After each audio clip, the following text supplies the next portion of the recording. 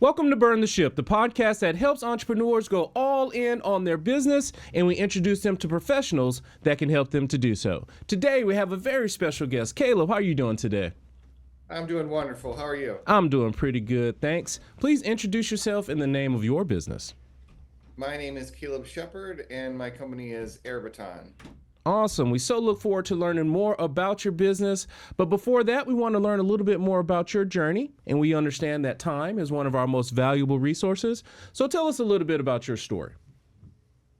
So I guess my story as an entrepreneur started a long time ago. When I was 15, I really always knew I wanted to start a business, whether it was, a portable car wash piece that I tried to set up or a bar, restaurant. Like I always in college was writing business plans and just always wanted to be an entrepreneur.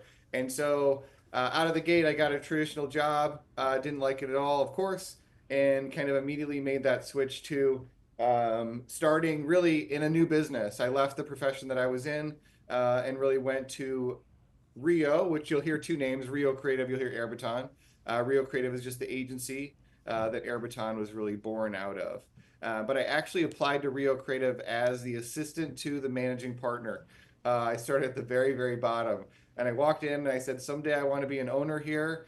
And they were very supportive of that. They supported me along my journey. And today I'm now the managing partner of, that company that I started as literally as the assistant. So I think that entrepreneur was always in my blood. And that kind of led us down this path to Rio. And then Rio, over time, really morphed into a MarTech technology platform. We'll probably get into this a little bit later, but change, you got to change with the world as it's going. And we saw that a long time ago and really morph from a traditional marketing design agency more into a technology platform that is AirBaton. Awesome. Now, I always try to go back to the origin of things. Now, you said that around 14, 15 years old, you were already filled with that entrepreneurial spirit. Was it something where your parentals were entrepreneurs or you just saw that from other family members? Tell us a little bit about what sparked that at such an early age for you.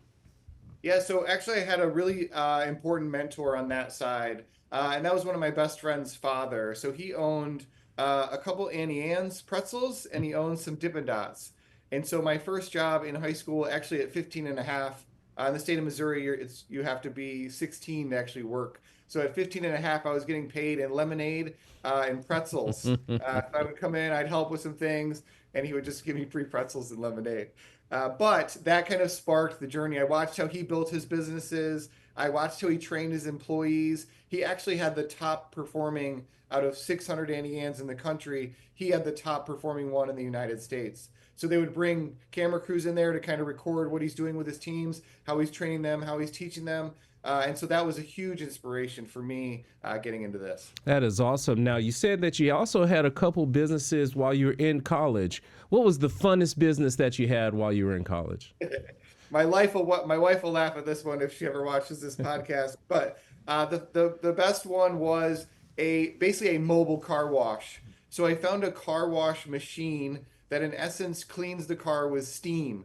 So it uses about 2 gallons of water instead of the traditional, 15 to 20 gallons of water at least when you're washing a car. And so I put it in a van. I bought this steam thing. It was in our garage forever. Wrote a business plan about multiple vans. They'd show up at corporate headquarters, wash everybody's car for the day, right? 20, 30 cars in one location. It didn't ever go anywhere. I cleaned my car a lot. I had the cleanest car on the block for a long time. But the joke is, my wife said, you'll never be able to get rid of this machine. I was able to resell the machine and break even on the whole deal. So a lot of my entrepreneur journey has been in education. I like to look at failure as, okay, don't need to do that again. Let's try something different. And so a lot of it just trial, error, just keep going forward. Yeah, that makes a lot of sense. That's awesome. I'm glad that you were able to get off of that machine because it's always good to have that "I told you so" in my pocket. So I definitely understand that. Now, there is a huge difference between a corporate life and an entrepreneur's journey. You said that you did try the traditional route first. Tell us, what is it that you didn't necessarily like about that corporate situation compared to the freeness that you had as an entrepreneur? Yeah, I think there's a couple things. One is the ability to choose when I work and how I work and what I work. To some degree, you're still managed by clients, by business, by the realities of life.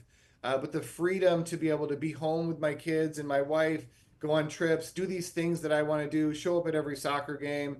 That was the biggest reason why I wanted to be an entrepreneur, is I wanted freedom. Now, I know you're probably chuckling inside, like, yeah, really, freedom, entrepreneur, that doesn't really work out. And to some degree, you're right. Yeah. But on the flip side, you can choose to just walk away at 3 o'clock. I do yoga every day for 2 hours in the middle of the day. I leave early when I need to. I may get here at 6 in the morning, right, to kind of get some work done so I can stay ahead. But it's my choice to be able to choose when and how I work. And so that's probably the biggest reason. The second reason would be I don't like bullshit, really, right? Like fluff and all this political and meeting after meeting after meeting.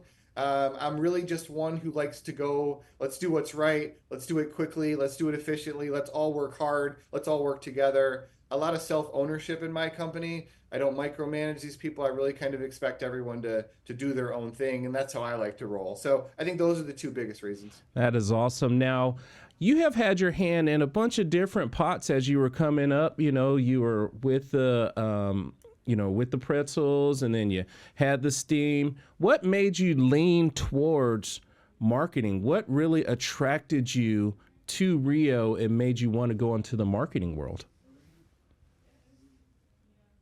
Um, I think it was a couple things. One, the opportunity aligned at the right time. I actually went to interview at this agency to practice my interview skills. I was like, oh, I need to work on this. Yeah. I was working for Best Buy. They were paid for my master's. I was on this management program where they were just kind of moving you up the ladder. Hmm. I kind of built a pathway to kind of keep getting promoted within Best Buy. And so everyone in my family thought I was nuts when I left that opportunity to go to Rio. But really, it was the people at Rio. It was the two partners that were running it.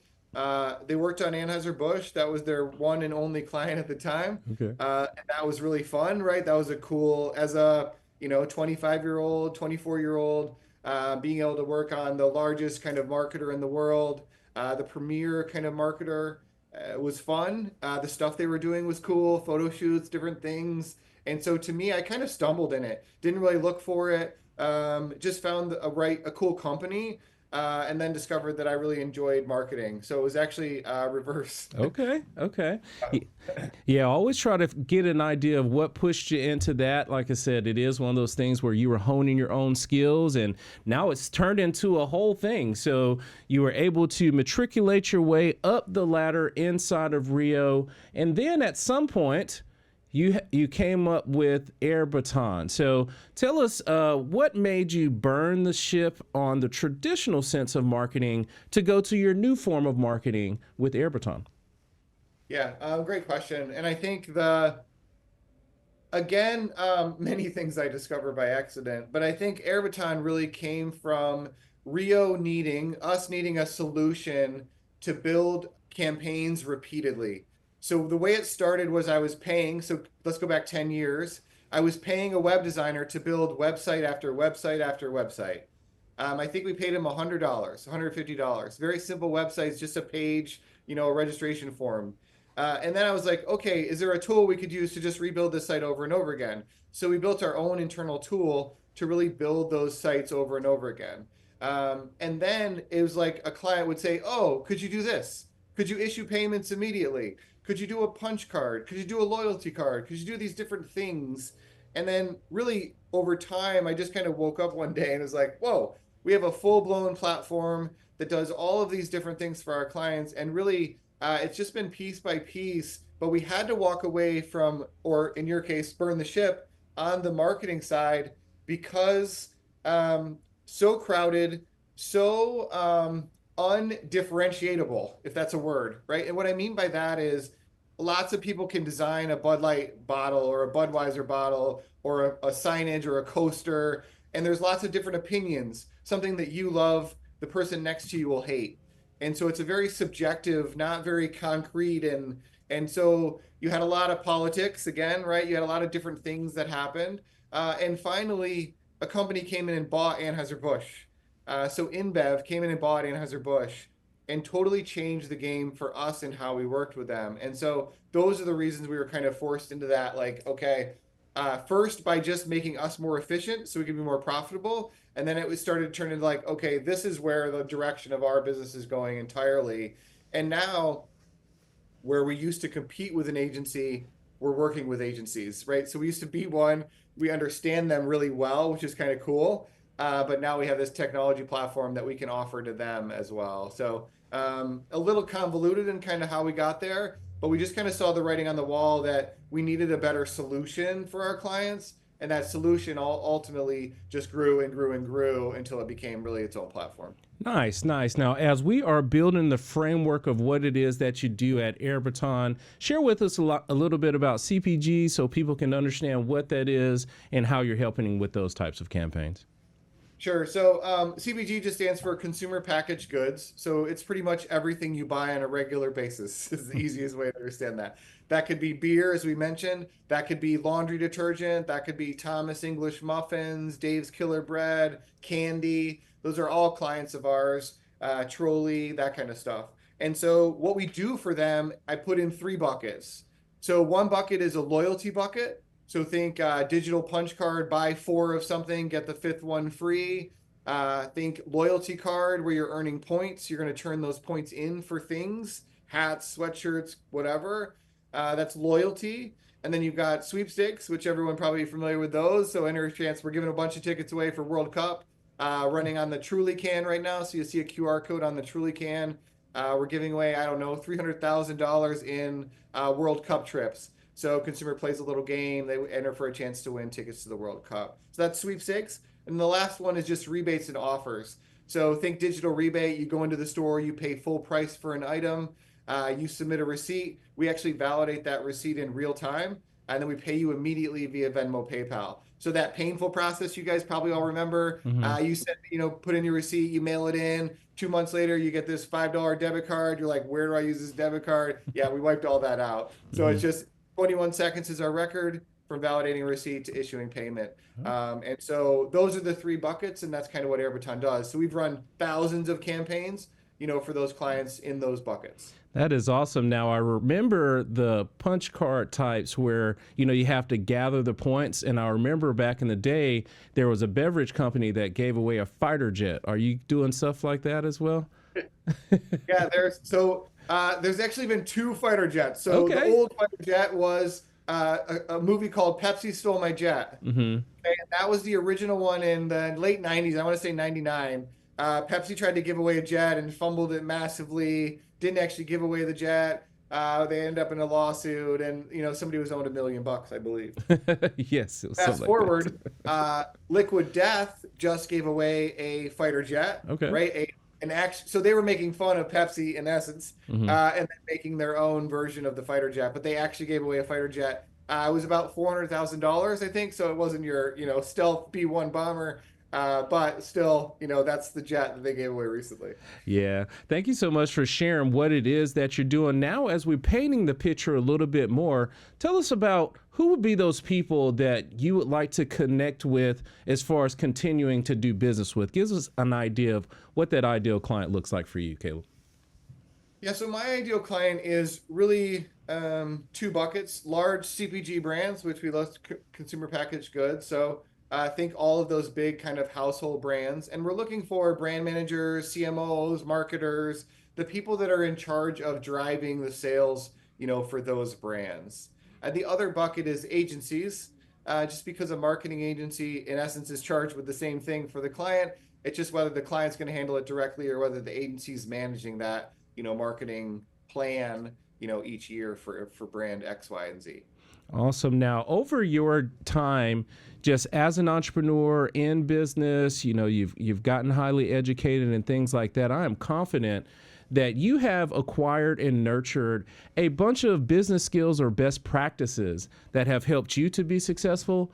Do you mind sharing with the audience a couple of those best practices where they may add that to their mix and try to strive towards that same success? Yeah, so I think a lot of my business knowledge is unique to my space, right? Which may or may not be as helpful for everyone. From a marketing standpoint, because I do believe everyone probably cares about marketing, whether they're trying to market their own business, whatever they're trying to sell. And so my advice for marketing or marketers is really don't just do what everyone else is doing. You may see a cool idea and just want to copy it because you saw how well it did. But 9 times out of 10, certain ideas work for certain brands and certain consumer buckets and won't work for you. And so a common mistake I see is people just see something someone else is doing and try and do it the exact same way.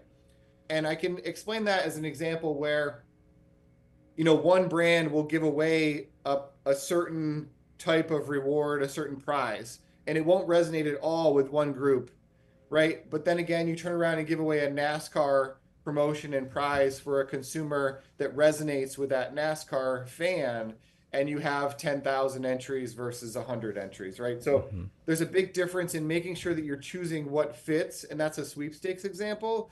But the same thing applies to a rebate or a discount, making sure that you're not over discounting, under discounting. Are your clients one that don't even care about a discount, right? They're high end. The discount would actually hurt your product. So I think from a marketing standpoint, always look at it from your perspective, your customer's perspective, your brand perspective, and don't just copy what your competitor is doing or what something else is doing in the space.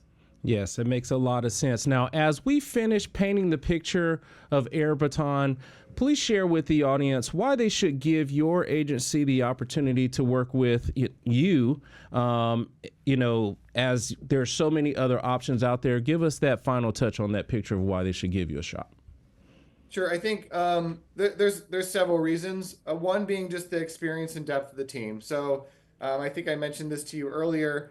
We've run a little over 8,000 campaigns for our clients over the last 25 years. And what that means is you have the level of experience that you can skip all that pain. We can go right to the point. We can narrow you in fast. We can speed. We do promotions in weeks, not months, because of that experience. And finally, we care. We actually care about every client. We actually care about every campaign. When something doesn't work, we feel bad. We actually take it personally. Mm-hmm. Sometimes that's a weakness. Like one of my senior account directors dreams about problems, and I'm like, you gotta let that go, girl. Yes. Right? You gotta let it go. Yes. So I think that's a big one for me, is that we actually care about each and every client. I think a lot of the world is getting disconnected, and a lot of human to human and that kind of connection of like, no, this is what I said I would do for you. We're going to get it done for you, and we'll deliver it by that deadline, come hell or high water. And so those things, I think, separate us a little bit. Yeah, no doubt about that. Experience matters, and you have it, and definitely appreciate you sharing that with us. And you've talked a lot about, your journey. You've talked about the business. You talked about some of those magnificent business skills that you shared. But now I want to take a couple minutes and talk about you, Caleb. So let's just say that the business is going to continue to go. You're going to be helping all of these enterprise clients, and all of a sudden, all these agencies are going to be coming to you, and time and money is not an issue at all. What is it that Caleb would do with his time?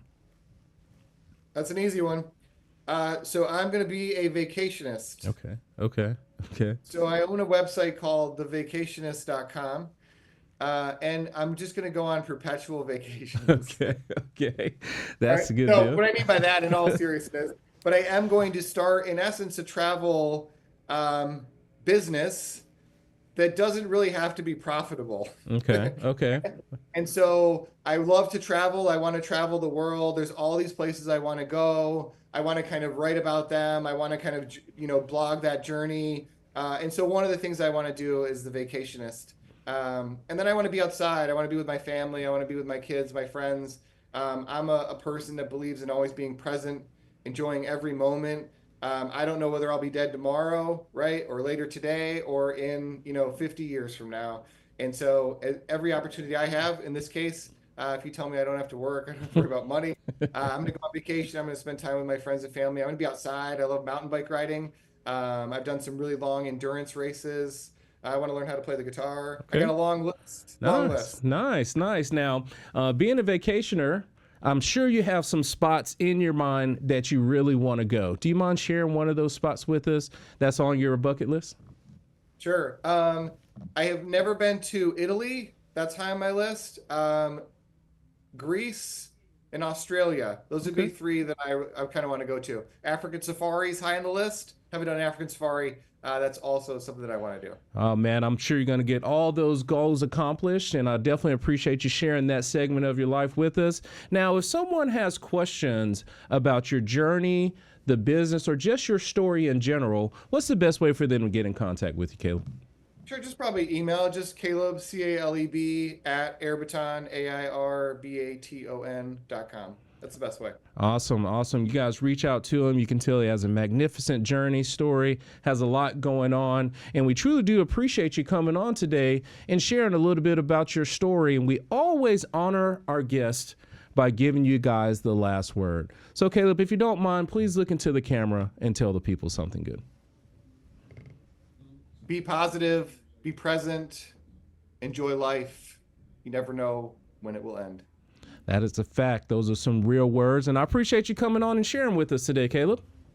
Absolutely. Thanks so much. I really appreciate this. This was fun. Absolutely. And to everyone that is watching, be kind and thanks.